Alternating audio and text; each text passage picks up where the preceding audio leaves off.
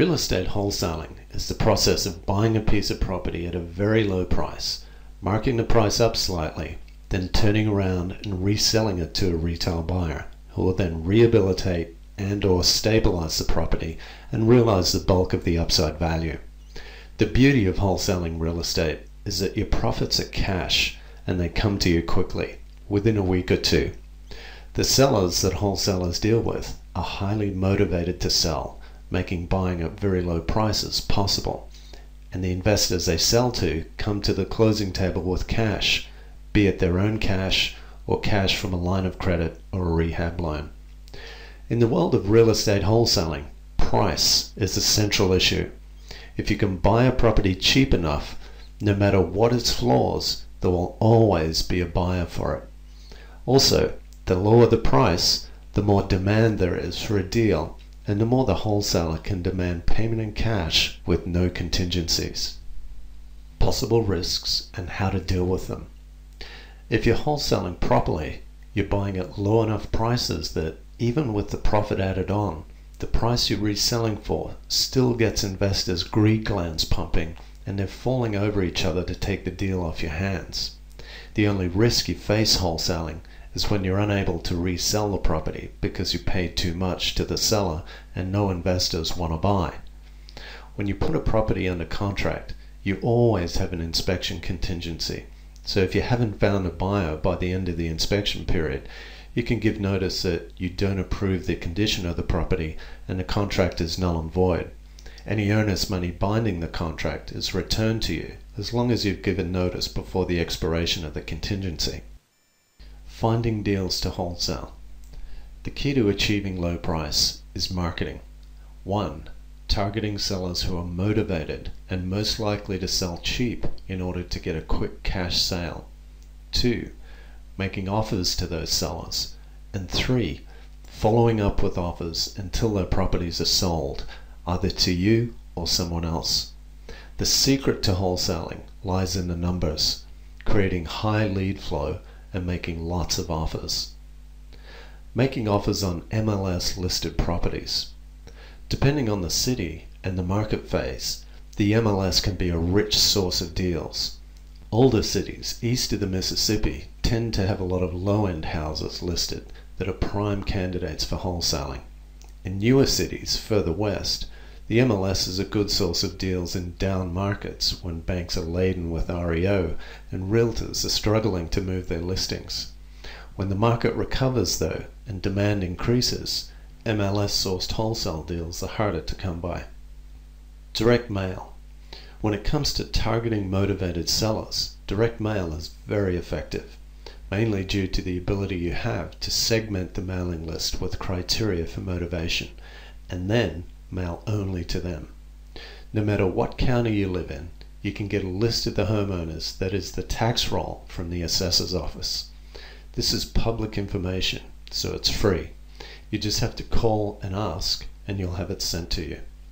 The list you receive will contain details on every single house in the county, the property address, along with the name and mailing address of the owner where the tax statements are mailed. The most motivated sellers are the absentee owners, property owners living in another town or state. When you segment out the absentee owners from the rest of the list and mail only to them, you'll have a steady stream of motivated sellers calling you, wanting to sell their houses. Ads. Having a classified ad in the Real Estate Wanted or Real Estate Services section of the main daily newspaper in your city produces a steady flow of deals. This can be expensive and the calls don't come in every day. However, a single deal from your classified ad will produce enough profit to pay for the ad for the next 10 years. Your classified ad should be in the paper 365 days a year. The key is having a live answering service answer the calls and take down the seller's details so the caller feels that they've been taken care of and stop calling the other ads. With classified ads, the calls come from all over, locally, out of town, out of state, other countries. They're a steady source of deals. Probate. Probate is the court process that results when the owner of a property dies without a will. Once in probate, The property needs to be sold so the cash proceeds can be used to pay off bills or be distributed to surviving family members. The opportunity with properties in probate arises out of judges knowing nothing about real estate and proceedings being held up by real estate agents who promise a quick sale but produce an expired listing. The judge has no emotional attachment to the property, only a desire to liquidate the property and wrap up the hearing. When you submit a cash as-is offer that closes in a week or two, even with a low price, it provides a lot of value to the judge. Most people consider probate too much work or are afraid of the court process, so when you work probates, it's often just you pursuing these deals. Probate's a public record and can be researched at the courthouse. Finding buyers. Real estate wholesaling is buying cheap and reselling at a price that is still a bargain in the eyes of a fix and flip retail investor. When you do all the work involved with finding a motivated seller, negotiating a great deal, putting it under contract, and then turning around and offering it to retail investors at a price where they can see it's still going to be easy for them to make money, you won't have any problem finding buyers. Classified ads.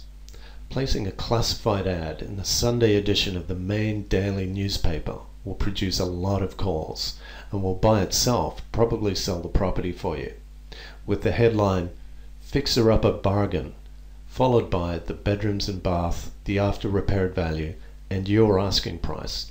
A lot of calls will come in. Many will be tire kickers, but among the callers will be pro-investors to whom you can sell to over and over again. Make a list of all of the callers who you feel are the pro-retail investors. This becomes your buyer's list, an extremely valuable list of names. REIAs. Your local real estate investor association meeting is a place for you to network and make contact with retail investors. If you go to the meeting with flyers for a deal that you have available, you'll be a popular person at the meeting. Most REIAs have a session where you can get up in front of the group and pitch your deal to them.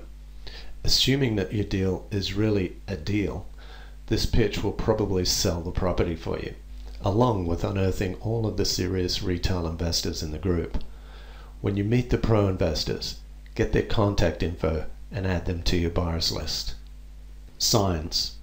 Signs are incredibly effective for selling houses, but not the way you think. The key to them being effective is to stay low tech. Don't go spending a lot of money with fancy designs.